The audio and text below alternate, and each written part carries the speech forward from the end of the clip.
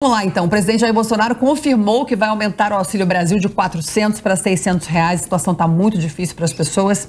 Ele também disse que mulheres com certas condições de dificuldade, mãe solteira, desempregada, com muitos filhos, vão ganhar R$1.200 por mês. Eu, como mulher, filha de mãe solteira, eu acho isso tão interessante, essas políticas públicas para mulheres.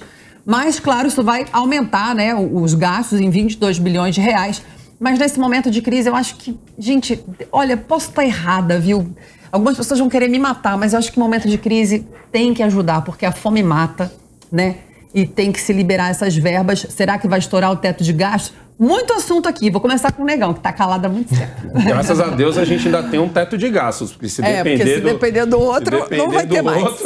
Vamos estourar esse teto de gastos. Eu sempre fui contra qualquer desses tipos de auxílio, eu não gosto. Eu acho que normalmente ele estava sendo muito mal distribuído, veio dar-lhe uma arrumada agora com o governo Bolsonaro, não é à toa que sobrou para poder até dar uma esticada, mas é sempre bom. E agora, nesse momento em que a gente está um pouco mais tranquilo, em que todo mundo está trabalhando de novo, em que o cara que fazia placa de vende se aluga se não está mais lucrando tanto quanto ele lucrou na pandemia, a gente acaba até esquecendo da própria pandemia, certo? Onde governadores e prefeitos literalmente trancaram os comércios, certo? Eu não vou nem falar do trancar as pessoas em casa, porque para ficar em casa, você decide se vai ficar em casa ou não, entendeu? Mas você não ter o direito de abrir o seu comércio, você não ter o direito de abrir a sua empresa e ao mesmo tempo ver que certas empresas foram privilegiadas, algumas puderam abrir, outras não puderam abrir, é óbvio que isso daí ia quebrar a roda do Brasil. Se fosse um mês só, provavelmente já quebraria o Brasil por 6 meses. Mas não foi um mês, foi 1 ano, depois foi 2 anos, depois chegou perto da eleição, eles esqueceram, depois acabou a eleição, já começou na segunda-feira de novo. Isso é que é o grande problema. Isso fez tanta gente ficar desempregada, isso fez tanta gente não conseguir pagar o seu aluguel, isso fez tanta gente ter que vender sua casa, seu carro, essa humilhação que nós brasileiros passamos. Eu entendo que era um momento difícil, era um momento em que a gente tinha que tomar todos os cuidados possíveis, mas a roda não pode girar. Uma hora essa conta ia chegar. Como eu disse, se tivesse parado só um mês, o Brasil já ia quebrar pelos próximos 6 meses. E no nosso caso não foi bem assim. Agora não tem boi. Tem que dar essa... E hoje muita gente está falando assim, pô, mas 400 conto, 600 conto, você não paga nada. E não paga mesmo. Se você mora aí, você... patroa, 2 filhos, 600 conto não é a compra da sua casa, entendeu? A compra do mês que você faz vai custar quase R$1.000 e sem contar a bolacha e o Danone, entendeu? A gente tá falando só do básico, certo? Sem contar, eu não comia Danone na minha infância, não tinha Danone em casa não, sem contar o tinha geleia de mocotó e olhe lá. Nossa, exato, então, mas para muitas famílias essa é a diferença entre o ter e o não ter. Para muitas famílias onde a mãe é mãe solo, eu prefiro chamar de mãe solteira, mãe solo, sei lá como você chama, é a diferença do vamos comer hoje ou não vamos comer hoje, entendeu? O meu problema é sempre esse, não estamos fazendo isso porque aqui é um país que está quebrado, isso aqui. Lógico, nós temos muita gente que precisa desse dinheiro, mas muita gente entrou para precisar desse dinheiro justamente porque muita gente perdeu o emprego. Carla, o que você acha, querida? Desculpa, Carla. É que senão eu vou embora. Aqui, vai, a gente gosta. Eu concordo com a Carla, eu acho que justiça seja feita, o governo de fato está se esforçando ao máximo para poder atender a população nesse momento. Eu acho que as mulheres principalmente, porque é a grande maioria que não tem um cônjuge, não tem um marido, não tem um companheiro que ajude, na verdade acaba criando e tendo responsabilidade por todos os filhos de maneira praticamente só, né? Quando muito algum filho trabalha e mesmo assim ganha, sei lá, meio salário mínimo por mês, a situação realmente não é fácil. E aqui, de novo, né, a justiça seja feita.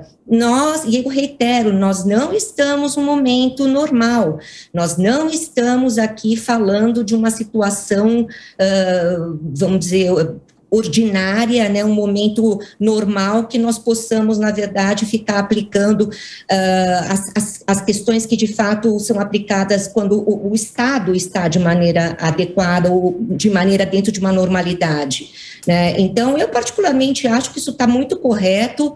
Eu acho que é um acerto do governo. Muitos estão dizendo, inclusive, que isso pode ser uma medida eleitoreira do presidente Bolsonaro, mas sendo ou não uma medida eleitoreira, e eu acho que não, porque de fato as pessoas estão passando mesmo dificuldade, justiça seja feita. Nós estamos falando de um governo que passou por 2 anos de pandemia, e assim, 4 anos, o que você faz? Nem isso, são 3 anos e meio, com 2 anos de pandemia, com todo mundo com uma grande dificuldade econômica. Ele quase não conseguiu governar, né, Carla? Foram 4 anos, esse último ano é agora, exatamente. Foram 2 de pandemia, o último com guerra e eleição, e ele, desde que foi eleito, só paulada. Eu vou dizer, só de vê-lo, eu fico me perguntando se eu aguentaria, sabe? Eu não aguentaria. Porque é um negócio assim... Agora, isso não é um posicionamento a favor ou contra o governo, mas eu acho que há coisas muito boas, sim, como todo governo tem seus erros, tem seus acertos, como também os outros governos que nós tivemos, nem tudo foram flores, mas também nem tudo foi uma tragédia. Então, eu acho assim, nós temos que ter a plena consciência de que mudar um país, mudar a cultura de um país, mudar a economia de um país em tão pouco tempo... Eu, sinceramente, acho que isso é uma utopia. Por isso que eu acho que nós estamos até caminhando muito bem. Pelo menos a boa vontade, é isso que eu vejo. Eu só quero também complementar, Carla.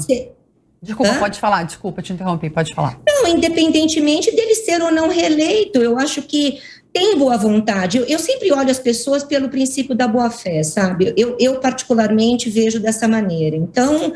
É isso, eu faço votos que a gente avance. Ô, Carla, eu também era assim, até ver alguns vídeos. Até ver alguns vídeos na internet, que aí eu falei, realmente essa pessoa não é tão inocente quanto acha que é.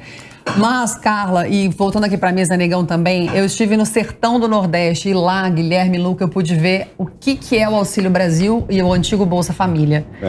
Você vai para casas no sertão, feitas de barro, não tem emprego. E eles comem o que plantam. Quando não chove, não tem comida, porque não tem plantação. Eu vi pessoas chorando, me dizendo que não tinham o que comer. A gente chegou de surpresa, abriu a despensa. Ai, dá vontade até de chorar. E não tinha nada, gente. Nada. E a gente foi no mercado, comprou e encheu o armário de uma pessoa no sertão.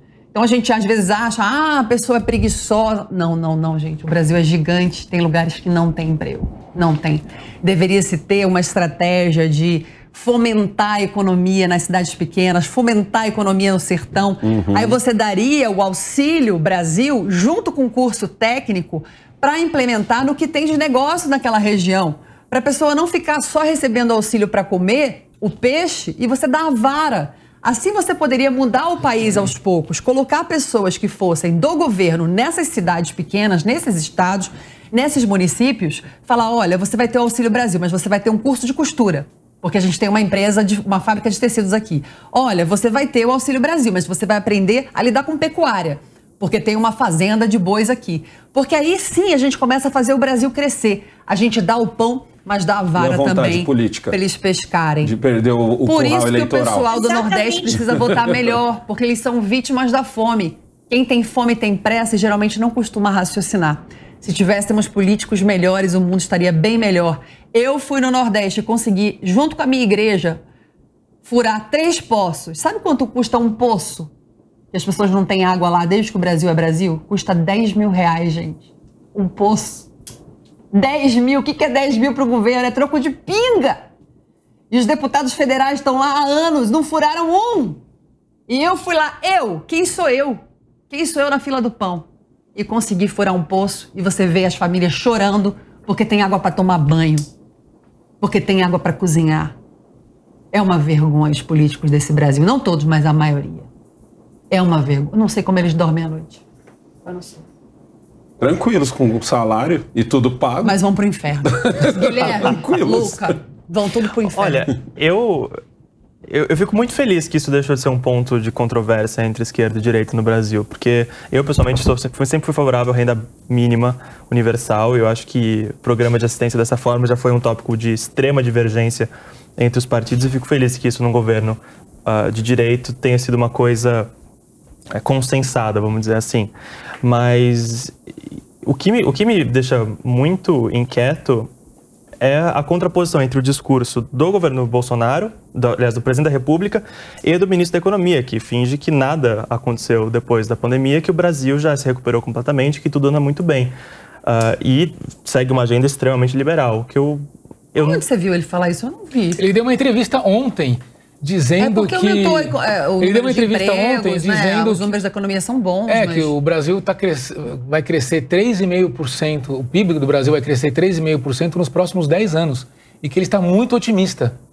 Então, quer dizer, é isso que você está se referindo, né? Exato. Tem um descolamento entre esses discursos. Não, mas calma, 10 anos falta muito, né? Não, ele disse que nós estamos crescendo. Mas a gente está crescendo. Você viu que esse ano teve crescimento? É um milagre, né? Então. Eu acho que é o único país do mundo que teve crescimento. Então, porque mas aí todos que tá. os outros estão quebrando. O que o Luca está desenvolvendo aqui é o que isso significa, né? Só para não te interromper. Luca, vai lá. Não, mas era... Ele é o mais novo, a gente judia dele. Não, mas era exatamente isso. E o que eu tenho medo, especificamente, é que adotar esse tipo de política da forma como tem sido adotada gera, na maioria das vezes, um surto inflacionário gigantesco, que é o grande problema, talvez um dos maiores problemas que a gente imaginava ter sido superado depois do real, né? Essa inflação come e destrói a vida das pessoas no mundo inteiro. E aqui no Brasil, os níveis estão realmente muito assustadores. Então, eu não sei se tanto esse aumento de 400 para 600 é um ganho real das pessoas ou é compensar o que se perdeu, que vai se perder com a inflação. Eu vejo mais que é o que compensar o que se perdeu. Porque para pagar esses 400 ou 600 agora, como vai virar, tem dois jeitos. Um, imprimindo mais dinheiro. Dois, aumentando imposto. Todos os dois jeitos são danosos, entendeu? Porque você vai imprimir mais dinheiro, você vai aumentar a inflação. Você vai aumentar imposto, você vai também ferrar com a população, entendeu? Só que assim, é como o Luca falou, houve um tempo que houve essa briga mesmo assim, não, porque você pega o Bolsa Família e tal, e você vai... É porque assim, é difícil, às vezes, assim... É difícil, eu sempre falo isso para os meus filhos, que é assim...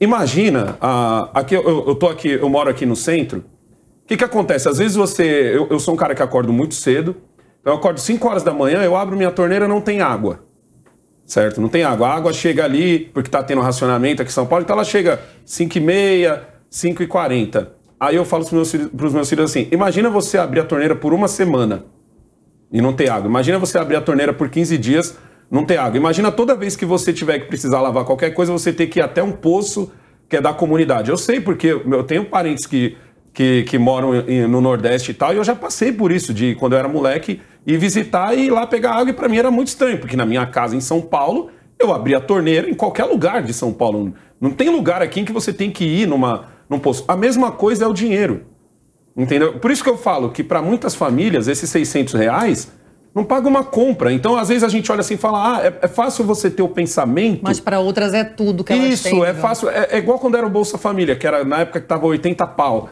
Entendeu? Então é fácil você ter esse pensamento de, caramba, 80 conto, não paga nada, você é miserê, você vai voltar... Aí você pensa, você fala, pô, cara, 80 pau pra você não faz diferença nenhuma, entendeu? Mas pra uma família que não tem nada... é tudo. Esses R$80 é a diferença entre comer e não comer. Porque essa senhorinha, por exemplo, que eu fui ver, ela precisava de remédio. Ela não conseguiu remédio no posto. Não estamos falando da pessoa que vai pegar 80 e vai no cinema. Estamos falando da pessoa... dinheiro, exatamente. A diferença entre comer e não comer.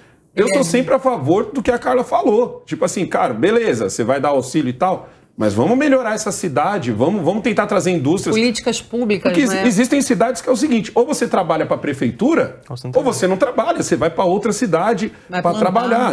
Tipo aqui, entendeu? Só que aqui pra gente, quando a gente fala eu vou para outra cidade, eu saio do centro e vou para São Caetano. Lá não, lá o cara literalmente vai. É outra realidade. Aliás,